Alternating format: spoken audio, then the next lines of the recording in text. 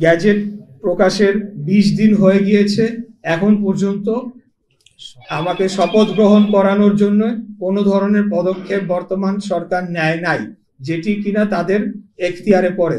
বর্তমান সরকার বলতে স্থানীয় সরকার বিভাগকে বোঝানো হচ্ছে, যেখানে নির্বাচন কমিশন থেকে এই নির্দেশনাটি গ্যাজেট সহ স্থানীয় সরকার বিভাগে অর্থাৎ স্থানীয় সরকার মন্ত্রণালয় বরাবর পাঠানো হয়।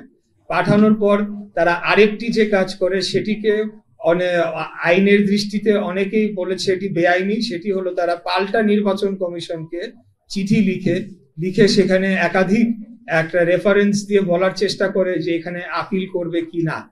অথচ নির্বাচন কমিশন কিন্তু তার যে আইনজীবী প্যানেল রয়েছে, তার যে বিজ্ঞ আইনজীবীরা রয়েছেন এবং তার যে প্রক্রিয়া রয়েছে সেটি সম্পন্ন করে পূর্ণাঙ্গ কমিশন মিলেই কিন্তু সিদ্ধান্ত দিয়ে গ্যাজেট প্রকাশ করে ফেলেছে।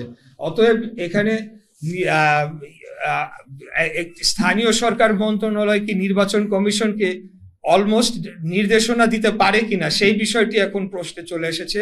তো এখানে আমরা দেখছি যে নির্বাচন কমিশনের উপর ইতিমধ্যেই এই সরকার এক ধরনের হস্তক্ষেপ শুরু করেছে এবং সেটি আগামী জাতীয় নির্বাচনের আগে কি ধরনের প্রভাব ফেলতে পারে সেটা নিয়ে জনগণ এখন শঙ্কিত হয়ে পড়েছে। এই বর্তমান যে অন্তর্বর্তীকালীন সরকারের যে উপদেষ্টা পরিষদ রয়েছেন, এই উপদেষ্টা পরিষদের অধীনে একটি সঠিক, সুস্থ, নিরপেক্ষ জাতীয় নির্বাচন অনুষ্ঠিত হতে পারে কিনা সেটা নিয়ে জনমনে এখন শুধু সন্দেহ না, তারা এখন স্পষ্টতই দেখতে পারছে এটি সম্ভব নয়। আর আরেকটি যে কথা বলতে চাই যে সেই ব্যাপারেও নির্বাচন কমিশনও পাল্টা উত্তর দিয়েছে যে তারা সম্পূর্ণ আইনি ব্যাখ্যা দিয়ে কোন কোন গ্রাউন্ডে কিভাবে তারা এই সিদ্ধান্তটি নিয়েছে এবং গ্যাজেটটি প্রকাশ করেছে। সেটি পাওয়ার পরে স্থানীয় সরকার মন্ত্রণালয় তারা এখন কালক্ষেপণ করার জন্য আবারও চিঠি দিয়েছে। এখন কোথায় দিয়েছে সেটা বলতে পারছি না, কেউ বলছে আইন মন্ত্রণালয় দিয়েছে, কেউ বলছে সলিসিটর অফিসে দিয়েছে, নানা ধরনের কালক্ষেপণের আশ্রয় তারা নিয়েছে। এটির মধ্যে দিয়ে স্পষ্টতই বোঝা যায় যে একটি সরকারের ভেতর একটি সরকার রয়েছে যারা এখন দলীয় আচরণ করছে, তারা একটি বিশেষ দলকে সুবিধা দেওয়ার জন্য তাদের পলিসি অনুযায়ী তারা কাজ করে চলেছে। কারণ এর মাঝে আরেকটি ঘটনা আপনারা দেখতে পাবেন, এনসিপি একটি তারা বিবৃতি দেয়, সেখানে বলা হয় যে এরকম এই রায়ের বিষয়ে পর্যবেক্ষণ করা হয়, এমনকি যে বিচারক তার ব্যাপারেও বিষোদ্গার করা হয়, যেটি কিনা অত্যন্ত দুঃখজনক। সেটা আমরা আওয়ামী লীগ আমলে দেখতে পেয়েছি যে তাদের পক্ষে কোনো রায় না গেলে সেটা বিচারকদের উপরে তারা টার্গেট করত। বিচারকদের বিষয়ে প্রথমে তারা হুমকি ধামকি দিত, পরবর্তীতে অন্যান্য ব্যবস্থা নেওয়ার কথা বলতো, যেটি কিনা আলামত আমাদের কাছে রয়েছে, আমরা পরবর্তীতে আপনাদেরকে সবকিছু প্রোভাইড করে দিব। তো আমার প্রশ্ন হচ্ছে যে এনসিপি যদি গণ অভ্যুত্থান পরবর্তী সরকার বা গণ অভ্যুত্থানের ফসলের সরকার হয়ে থাকে, আমি ইশরাক হোসেন আমি কি শেখ হাসিনার পক্ষের কেউ ছিলাম, নাকি শেখ হাসিনার বিপক্ষে আন্দোলনটাও কম করেছি, নাকি শেখ হাসিনার মধু খেয়ে আমি রাজনীতি করেছি, সেটার জবাব জনগণ জানে কিভাবে দিতে হয়, এই সরকারকে প্রয়োজন সম্মত দিয়ে দিবে। তো আমার বিপক্ষে কেন, তার কারণ হচ্ছে জাস্ট বিকজ আমি বিএনপির প্রার্থী, ধানের শীষের মনোনীত প্রার্থী, এবং তারা চাচ্ছে যে তাদের নিজস্ব দলীয় ব্যক্তিদেরকে প্রশাসক হিসেবে বসাবে এবং আগামী নির্বাচনের সময় একটা ফায়দা লুটবে। এবং বর্তমানে যে অর্থনৈতিক লুটপাট চলছে নগর ভবন কেন্দ্রিক এবং বিভিন্ন ঠিকাদারি বিভিন্ন বিল সবকিছুতে, সেগুলা চলমান রাখার জন্য তারা এখন আমাকে বাধা প্রদান করার সিদ্ধান্ত নিয়েছে।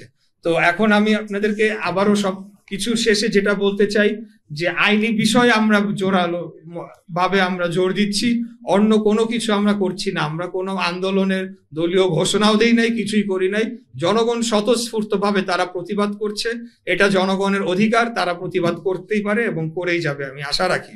এখন গ্যাজেট প্রকাশের 20 দিন হয়ে গিয়েছে, এখন পর্যন্ত কেন শপথ গ্রহণ করানোর কোনো পদক্ষেপ নেওয়া হচ্ছে না এবং কালক্ষেপণ করা হচ্ছে, এই বিষয়ে আপনাদের কাছে প্রশ্ন রাখলাম এবং আমি এটার মাধ্যমে রেকর্ড রেখে দিলাম যে আমরা শপথ নেওয়ার জন্য প্রস্তুত এবং আমরা চিঠি প্রদান করেছি। এখানে আপনাদেরকে কিছু কপি দেওয়া হয়েছে। একদম আমার চিঠি, গ্যাজেট এবং পুরো আইন, পুরো রায়ের কপি সবকিছুই সরকারের বিভিন্ন দপ্তরে আমরা রেজিস্টার্ড পোস্ট এবং রিসিপ্ট কপি দিয়ে আমরা দিয়ে এসেছি। এই আন্দোলনটি আমি ব্যক্তি ইশরাক হোসেন আমি সেটি আহ্বান করি নাই। এখানে আমাদের যারা ভোটার, ঢাকা দক্ষিণ সিটি কর্পোরেশনের সর্বস্তরের জনগণ এবং আমাকে যারা ভোট দিয়েছেন তারা এই সিদ্ধান্তটি নিয়েছেন এবং আমি তাদের থেকে যতটুকু জানতে পেরেছি এই আন্দোলনটি লাগাতার চলবে যতক্ষণ না পর্যন্ত দাবি মেনে নেওয়া না হচ্ছে, ততক্ষণ পর্যন্ত সর্বস্তরের জনগণ এবং ঢাকা দক্ষিণ সিটি কর্পোরেশনের কর্মচারী কর্মকর্তা বৃন্দগণ তারাও এই আন্দোলনে যোগদান দিবেন বলে আমি জানতে পেরেছি। নির্বাচন অবৈধ, আপনাদেরকে আমার যে আইনের যে মূল কপিটা বা আমাদের আবেদনের মূল কপিটা পড়ে দেখতে হবে। সেখানে আমরা স্পষ্ট বলেছি যেই ফলাফলটা ঘোষণা করা হয়েছে এবং যেই গ্যাজেটটা প্রকাশ করা হয়েছে সেটিকে আমরা অবৈধ চেয়ে আমরা আবেদন করেছি। অতএব যখন আমরা অবৈধ বলছি তখন আমরা সেই যে ফলাফলটাকে সেটাকে আমরা মিন করে অবৈধ বলছি।